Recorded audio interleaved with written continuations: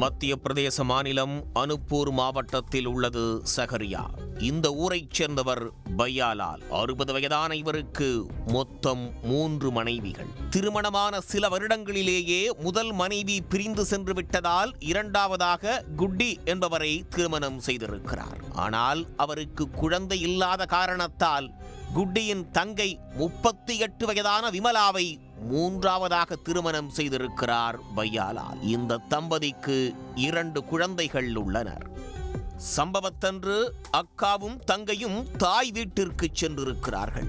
வீட்டில் பையாலால் தனியே இருந்திருக்கிறார். அடுத்த நாள் சகோதரிகள் வீடு திரும்பிய போது பையாலாலை காணவில்லை. அவரை தேடி அலைந்திருக்கிறார்கள். அப்போதுதான் வீட்டுக்கு பின்புறம் இருந்த கிணறு ஒன்றில் சாக்கு மூட்டை கிடப்பதை குட்டி பார்த்திருக்கிறார். சந்தேகமடைந்த அவர் உடனே கோட்வாலி காவல் நிலையத்திற்கு தகவல் தெரிவித்துள்ளார். சம்பவ இடத்திற்கு வந்த போலீசார் கிணற்றிலிருந்து சாக்கு மூட்டையை மீட்டு பிரித்து பார்த்திருக்கிறார்கள். ஆம், அவர்களின் சந்தேகம் உண்மையாக இருக்கிறது. உள்ளே இருந்தது பையாலால். தலையில் பலத்த காயம், கொடூரமாக அடித்து கொன்று சாக்கு மூட்டையில் கட்டி வீசியிருக்கிறார்கள் என்ற முடிவுக்கு போலீசார் வந்தனர். கொலை வழக்கு பதிவு செய்த போலீசார் முதற்கட்ட விசாரணையை தொடங்கினார்கள். அதில் 3வது மனைவி விமலா மீது போலீசாருக்கு சந்தேகம் வந்துள்ளது. அவரின் நடவடிக்கைகள் மேலும் போலீசாருக்கு சந்தேகத்தை அதிகப்படுத்தியதால் அவரிடம் கிடுக்குப்பிடி விசாரணையை முன்னெடுத்துள்ளனர். அதில்தான் அனைத்து உண்மைகளும் அம்பலமாகி இருக்கிறது. பையாலாலுக்கு ஏராளமான சொத்துக்கள் உள்ளது. பூர்வீக நிலம் ஒன்றை விற்பது தொடர்பாக அவர் நிலத்தரகர் லல்லு என்பவரை சந்தித்து பேசி வந்துள்ளார். லல்லுவும் அடிக்கடி பையாலாலுவின் வீட்டிற்கு வந்து செல்வது வழக்கமாக இருந்துள்ளது. அப்படி வரும்போது விமலாவின் மனதை பட்டா போட்டு கிரயம் செய்திருக்கிறார் லல்லு. இருவரும் காதலில் விழுந்திருக்கிறார்கள். வாழ்ந்தால் உன்னோடுதான் என விமலா சொல்ல, இல்லையேல் மண்ணோடு என லல்லு அதற்கு பதில் பாட இருவருக்கும் காதல் வெறி தலைக்கேறியிருக்கிறது.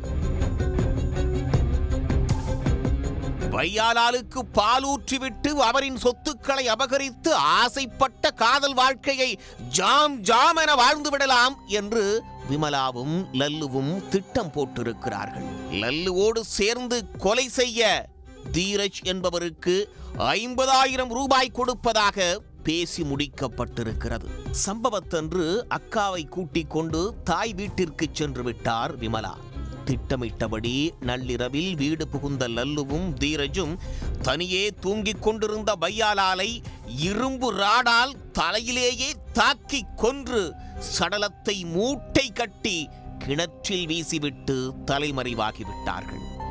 அடுத்த நாள் வீட்டிற்கு வந்த விமலா அக்காவோடு சேர்ந்து ஐயையோ ஐயையோ என்று அழுது புலம்பி நாடகமாடியிருக்கிறார். குட்டி அளித்த புகாரில் விமலாவின் வேஷம் வெளுத்து போய்விட்டது.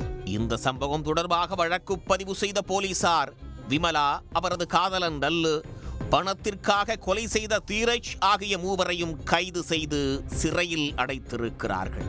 காதலனோடு சேர்ந்து வாழ கனவு கொண்ட விமலா கடைசியில் தனியே சிறையில் கம்பி எண்ணிக் கொண்டிருக்கிறார். முறையற்ற உறவு குடும்ப குத்துவிளக்கை கூட கொலைகாரியாக மாற்றிவிடும் என்பதை இந்த சம்பவம் உணர்த்தியிருக்கிறது. உடனுக்குடன் செய்திகளை தெரிந்து கொள்ள சன் நியூஸ் பெல் ஐகானை கிளிக் பண்ணுங்க.